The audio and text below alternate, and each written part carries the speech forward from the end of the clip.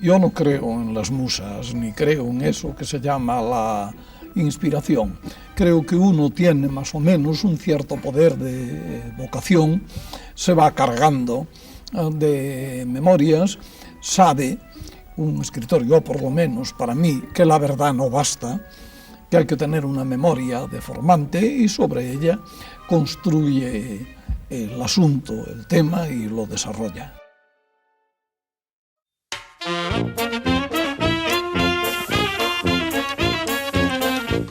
Este é Álvaro Cunqueiro. Nado en 1911 en Mondoñedo, foi o maior fabulador en lingua galega da historia.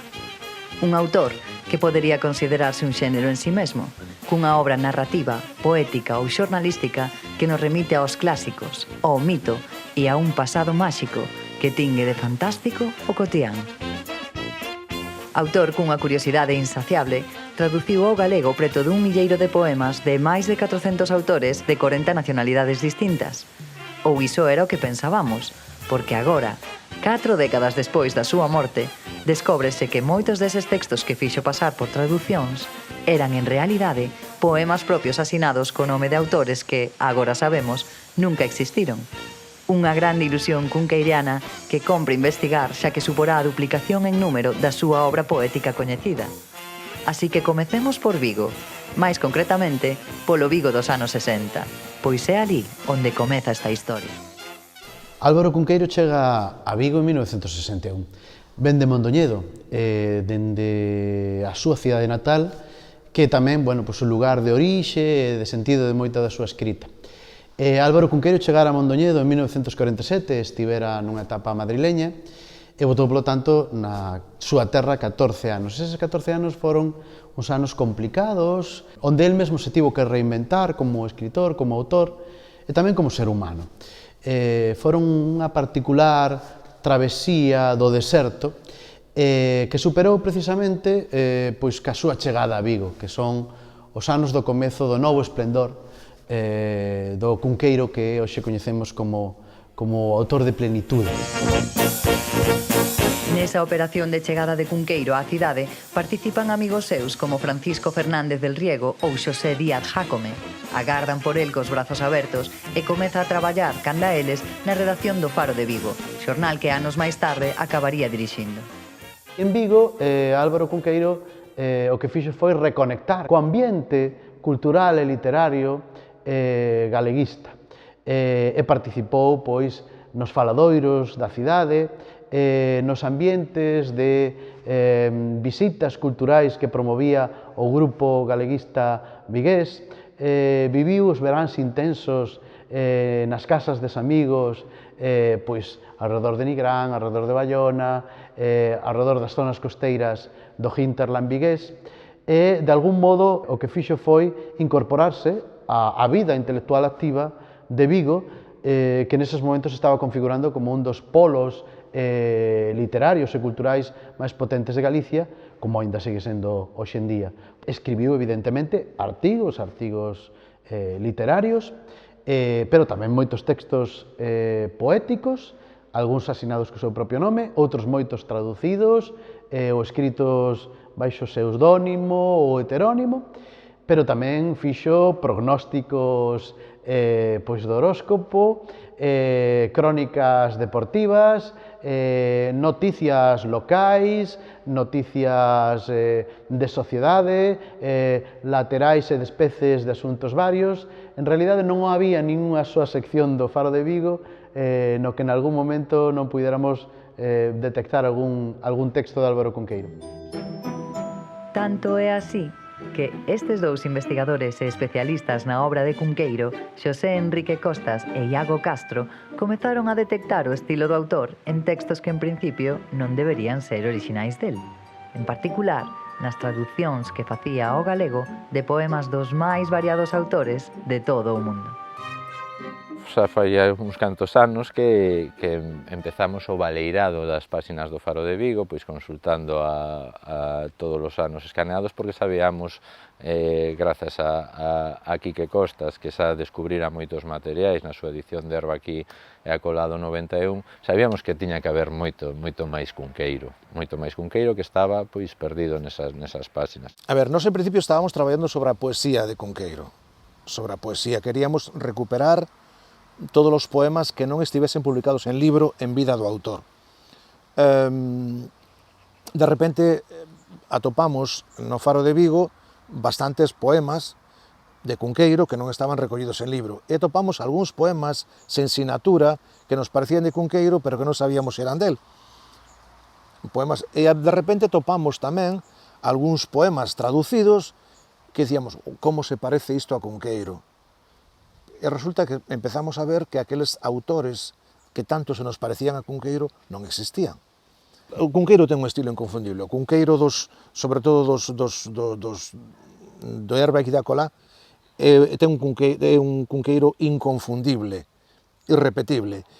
E de repente que encontres poemas que dis, este poema atribuído a Annie Crosband, ou que é unha traducción de Ellen Kramer ou de Vittoria Merlino, podía ser un poema perfectamente de Herba aquí da Colá.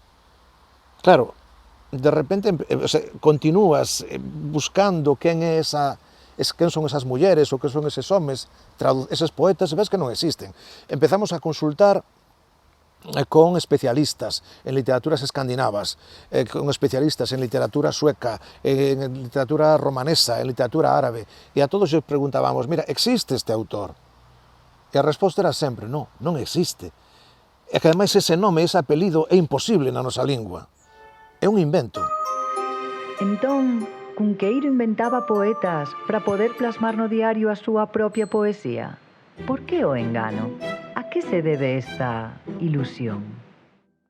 Este príncipe das letras galegas que no 36 pega unha virada e queda, digamos que desprestixiado de cara ao sistema literario galego pois pola súa trayectoria pública política, pois el seguiu escribindo poesía.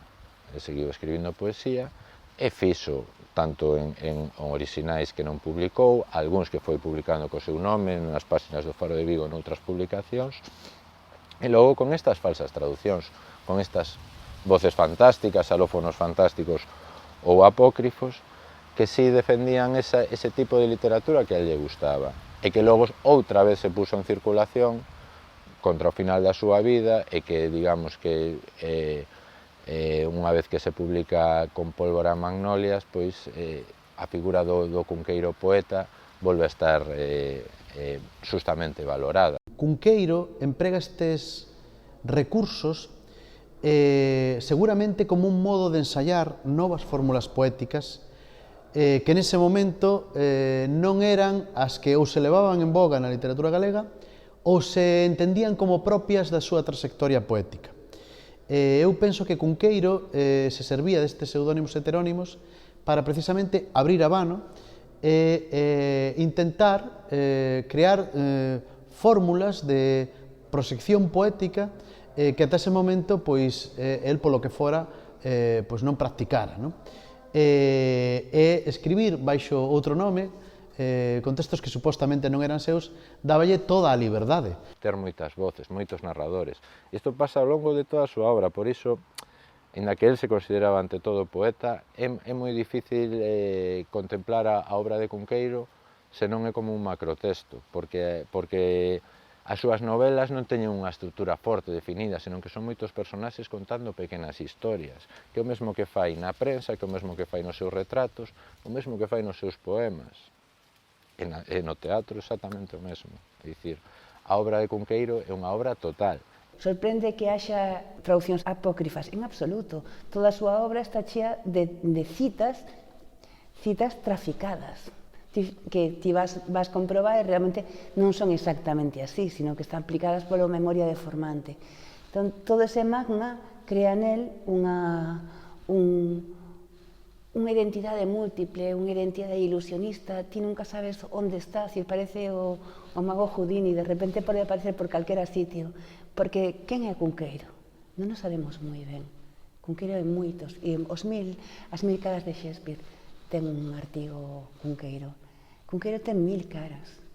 E a chegarse a Cunqueiro, cando empezas a ler a Cunqueiro, decataste que escapou, xa non está aí. E claro, poesía, poetas ou traduccións apócrifas, claro, é un xogo cunqueiriano perfecto. Tanto Del Riego como Cunqueiro eran os encargados de facer a parte literaria, as traducións ou as reseñas. Paco del Riego asinaba como Salvador Lorenzana e moitas veces acudían aos suplementos literarios de outros xornais europeos para volcar os poemas ou os fragmentos que máis lles gustaban. Claro que seguramente habería semanas en que non lles chegaba ou non eran quen de traducir algunha cousa e aí era o espazo ideal para que Cunqueiro introducise un poeta que non existiu. Cunqueiro inventaba moitas noticias. Realmente, estamos ante un fabulador metido al periodista nun momento no que, bueno, hoxe en día cos fake news tamén podría funcionar, pero o criterio da verosimilitude era máis importante que o criterio da verdade, non? Da fidelidade. E a mesmo, nun país como a España destes anos, no que hai que, de algún xeito, crear un discurso paralelo. Non era relevante para él, e todo o mundo sabía. Entón, claro, eu creo que perfectamente era consciente, e Paco del Riego en especial, porque tiveron moita relación e moita complicidade intelectual. Non é difícil de imaginar a Cunqueiro escribindo un poema, dicindo, pois poñemos que deste autor, inventándolle un nome, e logo rindo con Paco del Riego dicindo, a ver ahora os que ves se lles gusta este poema deste finés, deste estonio, deste romanés que se inventou, que fai unha poesía como a que a min me gusta, pero se a fago eu, pois non vale, pero se a fan os demais, a ver que pasa. Eu creo que é un trileiro, efectivamente un trileiro de luxo da literatura. Estáche dicindo, isto é así cando realmente, bueno, sabemos que non é exactamente así. E é curioso que asumamos ou que nos sorprendamos. Pero como non? Claro, te está dicindo que non importa, que a realidade ou que a verdade está sobredimensionada. Que importante é a imaginación, todo o tempo. Cunqueiro é un ilusionista. Yo no creo en las musas, ni creo en eso que se llama la inspiración. Creo que uno tiene más o menos un cierto poder de vocación, se va cargando de memorias, sabe, un escritor, yo por lo menos, para mí, que la verdad no basta, que hay que tener una memoria deformante y sobre ella construye el asunto, el tema y lo desarrolla. Cunqueiro en vida deixou escritos 132 poemas, creo, en 5 libros. En 5 libros de poesía. Neste momento coñecemos case 400 poemas. Coñecemos, incluídos os 50 apócrifos que temos, coñecemos xa case 400 poemas. Estamos convencidos de que van a aparecer máis. Estamos convencidos porque este é un pozo sin fondo. Cando todo isto se poña por xunto, decatarémonos de que Cunqueiro era un poeta aínda inmensamente maior do que sospeitábamos. Dicía Ferrín que todos os poetas son contraditorios. Na esencia do poeta está contraditorio. E este é un home profundamente contraditorio, moi vital, pero tamén coas súas contradicións. O que non impide que o consideremos en sentido amplo un galeguista, incluso na época dura, incluso na época da camisa azul, seguía sendo un galeguista. Cunqueiro non necesitaba para nada escribir en galego, para nada, pero fixo porque dos anos 50, cando retoma outra vez a escrita en galego, porque el seguía sendo galeguista. E foi unha maneira de redimirse co país despois desa época escura e tan cruel que lle tocou vivir a moitos dos nosos devanceiros. A mí me parece que lo mejor era no entrar. Es decir, si mandara a la OTAN Carlomagno, por ejemplo, pues bueno, tendría algún sentido. Pero a mí que estén los soldados americanos en la OTAN, pues no me hace gracia ninguna. Él sabía que era un grande, tiño clarísimo. E vivía nun mundo moi pequeno, moi provinciano. Tendo a pensar que Álvaro Cunqueiro era plenamente consciente do edificio literario que estaba erguendo e que estaba traballando en clave de país, en clave de matria, e pensando en que tiña que deixarnos algo grande aos que viñeramos despois.